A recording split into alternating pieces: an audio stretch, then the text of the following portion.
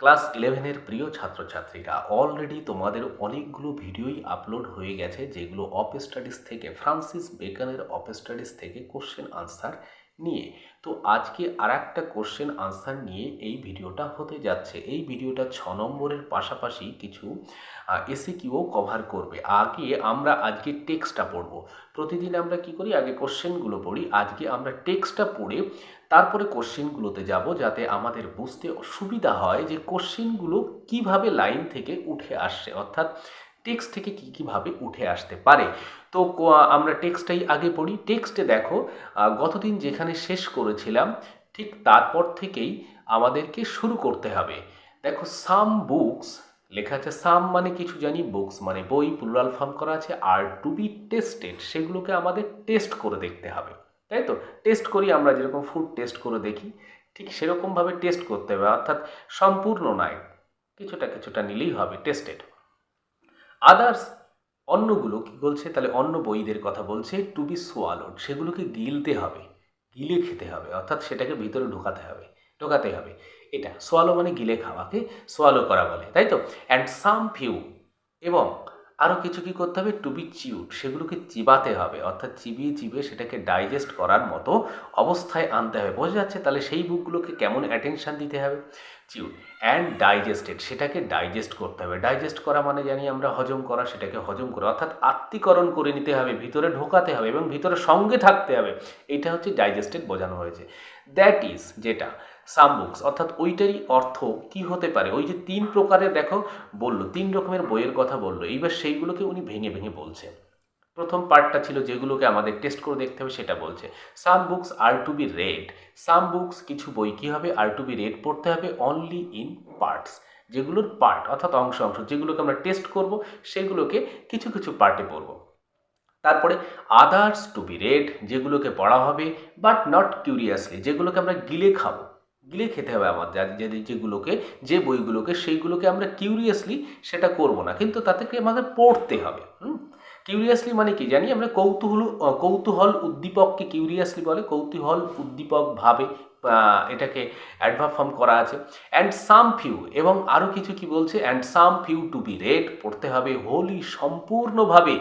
And with ডেলিজেন্স, তাহলে কিছু পড়তে হবে সম্পূর্ণভাবে, সেগুলো কিসের সঙ্গে, উইথ ডেলিজেন্স মানে কি, পরিশ্রমের সঙ্গে, যেগুলোকে আমাদের চিবাতে হবে এবং ডাইজেস্ট করতে হবে, তাই তো?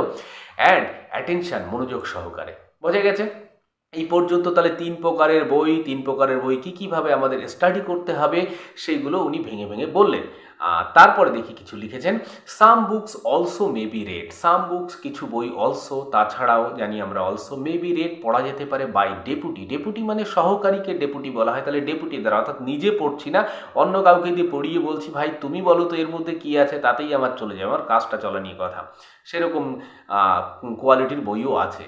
অ্যান্ড এক্সট্র্যাক্ট মানে কি, নির্যাসটা যেটা, মেড অফ দেম, তাদের থেকে যে নির্যাসটা পাওয়া যাবে, বাই আদার্স, অর্থাৎ অপরের দ্বারা, অর্থাৎ অন্য কেউ পড়লো সেটার থেকে যে নির্যাসটা আছে, সে সারমর্মটা আমাকে শোনালো, সেরকম বইও আছে, সেগুলো ডেপুটি বা অন্য কারোর দ্বারা পড়ানো যেতে পারে।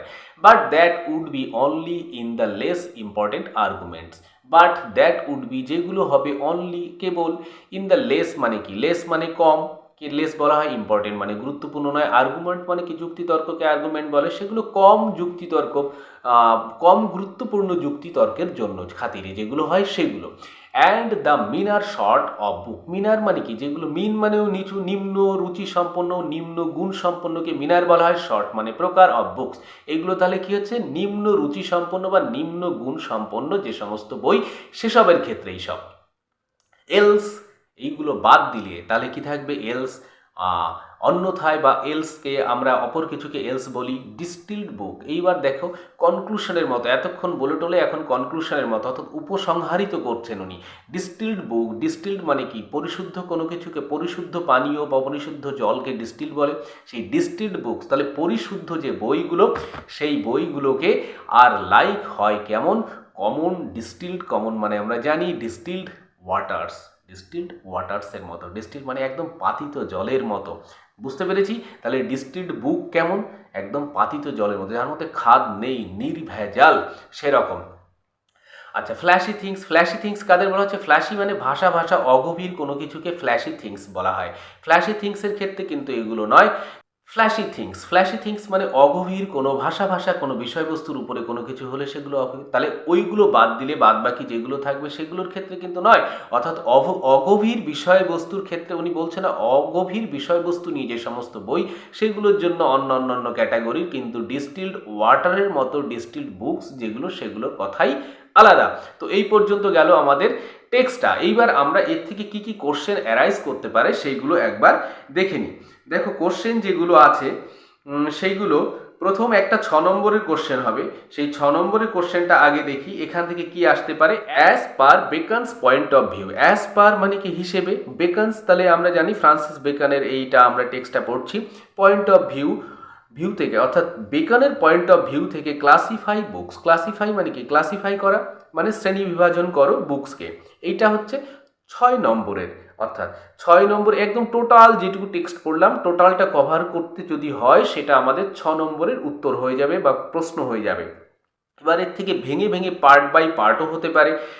এসিকিউ নাম্বার 1 কেমন হতে পারে? What does Bacon mean? Bacon কি অর্থ করতে চেয়েছেন বাই সেইং, বলে some books are to be tasted, যে কিছু বই টেস্ট করে দেখতে হবে, সেইটা বলে তিনি কি বোঝাতে চেয়েছেন। 2 নাম্বার এসিকিউ কি হতে পারে? Which books are to be swallowed? কোন বইগুলো, অর্থাৎ এই যে 3 প্রকারের টাইপ বলেছেন তার মধ্যে 2 নম্বর, অর্থাৎ 2 নম্বরটা এসিকিউ যেটা সেটা দ্বিতীয় টাইপেরই হবে। Which books are to be swallowed? কোনগুলোকে গিলে খেতে হবে। তারপরে SAQ number 3, which books are to be chewed and digested? কোন বইগুলোকে চিবাতে হবে এবং ডাইজেস্ট করতে হবে, অর্থাৎ হজম করতে হবে কোন বইগুলো। তাহলে এই 3 প্রকারের বই নিয়ে 3 প্রকারের এসিকিউ এসে যেতে পারে, সেগুলো আমাদের উত্তর দিতে হবে। তাছাড়াও আরও হতে পারে 4 number, which books Bacon does prescribe for the deputy? ডেপুটির জন্য তিনি কোন বইগুলোকে প্রেসক্রাইব করেছেন। বোঝা গেছে তার নাম।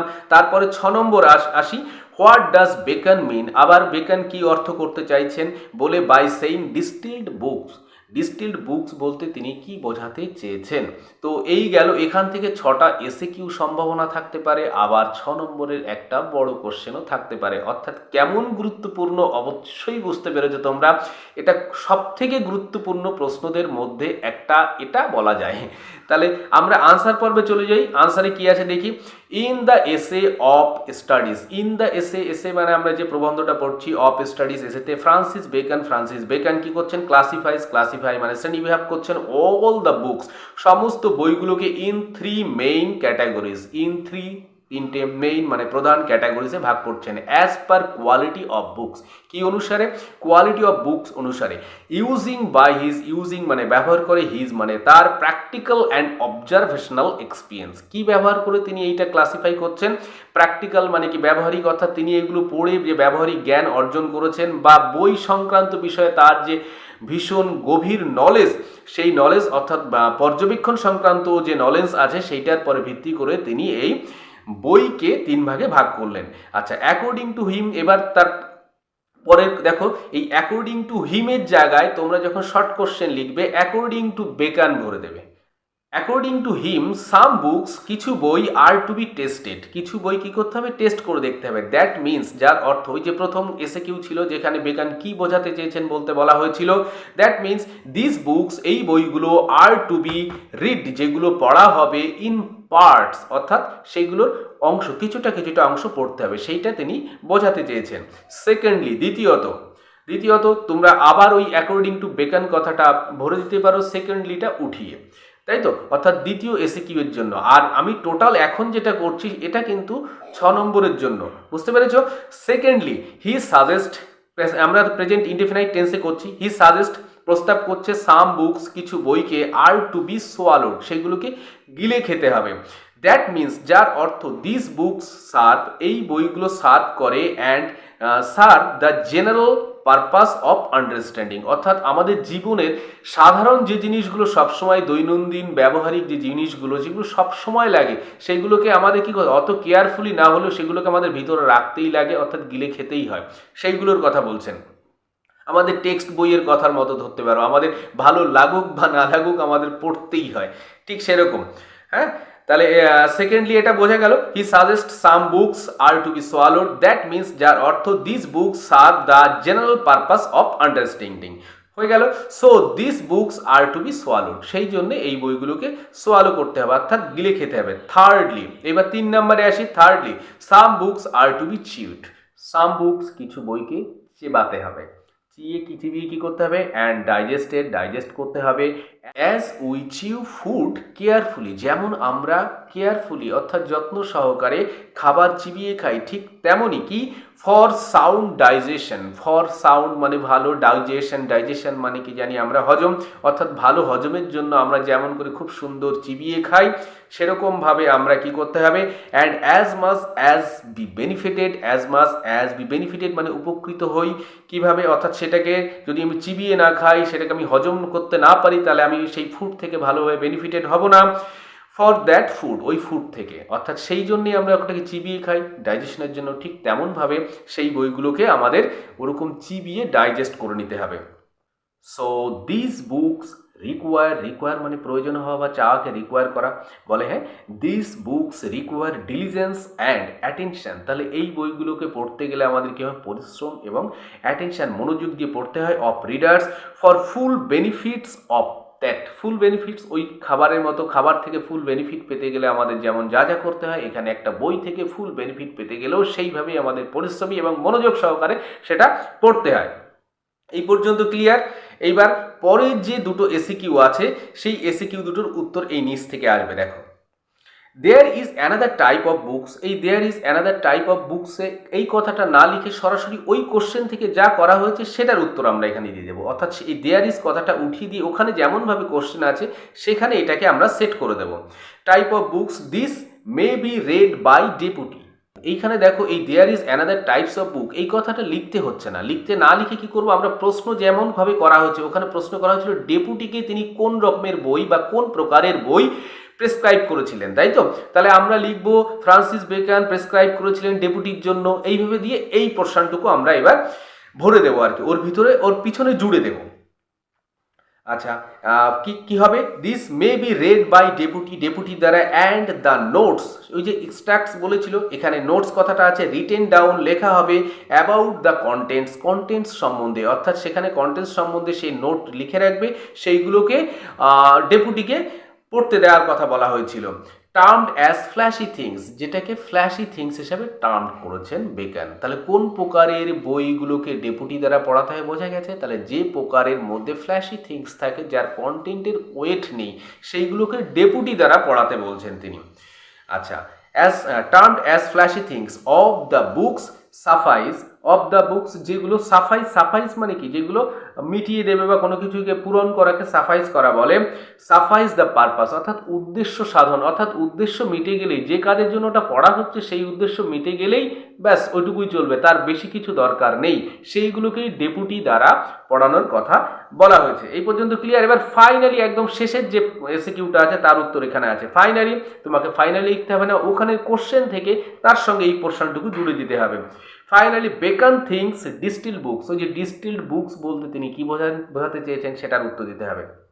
তাহলে বেকন এই ফাইনালি কথাটা উড়িয়ে দিলে দেখো ওর উত্তর হয়ে যাবে, beacon things distilled books are like distilled water, কি মনে করেন তিনি, ডিস্টিল্ড ওয়াটারের মতো মনে করেন, ফুল অফ ন্যাচারাল কন্টেন্ট, যেটা সম্পূর্ণ ন্যাচারাল কন্টেন্টে পরিপূর্ণ, which is real matter of concern, যেটার সঙ্গে রিয়েল ম্যাটার অফ কনসার্ন অর্থাৎ সত্যিকারে বাস্তব সংশ্লিষ্ট হওয়া বা জড়িত হওয়ার মতো কিছু তার মধ্যে আছে, সেটাকেই তিনি বোঝাতে চেয়েছেন। তো এই গেল আমাদের 6টা এসিকিউ এবং একটা বড় ডিএকিউ ডেসক্রিপটিভ টাইপ কোশ্চেন বা ডেসক্রিপটিভ আনসার কোশ্চেন। তাহলে একসঙ্গে এতগুলো জিনিস আজকে কভার হলো। আজকের ভিডিওটা নিশ্চয়ই তোমাদের ভালো লেগেছে, কেমন লেগেছে অবশ্যই কমেন্ট করে জানাবে, আর খুব তাড়াতাড়ি আমি তোমাদের সঙ্গে নেক্সট ভিডিওতে কথা বলতে যাচ্ছি। ভালো থেকো সবাই।